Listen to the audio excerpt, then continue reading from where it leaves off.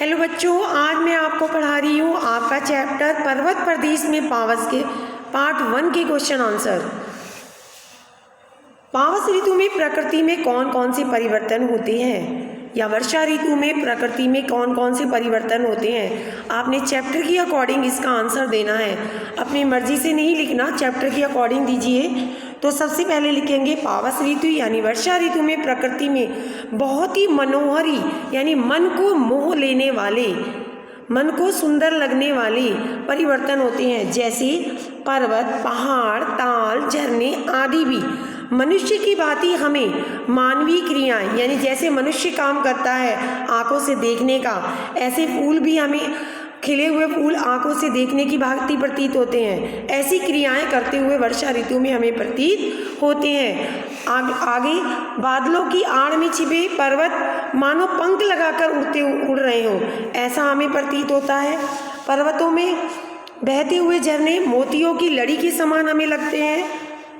कोहरा तालाब से निकले हुए धुएं की भांति हमें लगता है। और पावस ऋतु में कई प्रकार के विशाल बादल भी हमें दिखाई देते हैं, जो हमें बहुत ही सुंदर लगते हैं। अगला है मेघलाकार शब्द का क्या अर्थ है। कवि ने शब्द का प्रयोग यहाँ क्यों किया है। तो मेघलाकार शब्द का अर्थ होता है मंडलाकार या कमरबंद या करधनी के समान, जो कमर पे पहनी जाती है। कवि ने शब्द का प्रयोग यहाँ पर पर्वत की विशालता, उसके फैलाव को दिखाने के लिए किया है, क्योंकि वर्षा ऋतु में पर्वत दूर दूर से करधनी की आकृति के समान फैले हुए लग रहे हैं। सहस्त्र सुमन से क्या तात्पर्य है। सहस्त्र मीन्स हजारों, सुमन फूल, तो इससे क्या मतलब है वही बताया गया है। सहस्त्र सुमन से कवि का तात्पर्य पहाड़ों पर खिले हजारों फूलों से है, जिसे देखकर ऐसा लगता है मानो ये पर्वत की आंखें हो। और कवि ने इस पद का प्रयोग पर्वत के मानवीकरण यानी पर्वत को भी मनुष्य की तरह क्रियाएं करते हुए दिखाने के लिए किया होगा। सुमित्रा नंदन मंत ने पर्वत प्रदेश में पावस कविता में तालाब की समानता किससे की है और क्यों की है। या फिर क्वेश्चन ऐसे किया जा सकता है कि तालाब की समानता किसके साथ दिखाई गई है और क्यों। या फिर पर्वत अपना प्रतिबिंब तालाब में देख रहा है, क्या ये कथन उपयुक्त है। तीनों का एक ही आंसर होगा, बस आपको थोड़ी सी लैंग्वेज बदलनी पड़ेगी अकॉर्डिंग टू चैप्टर।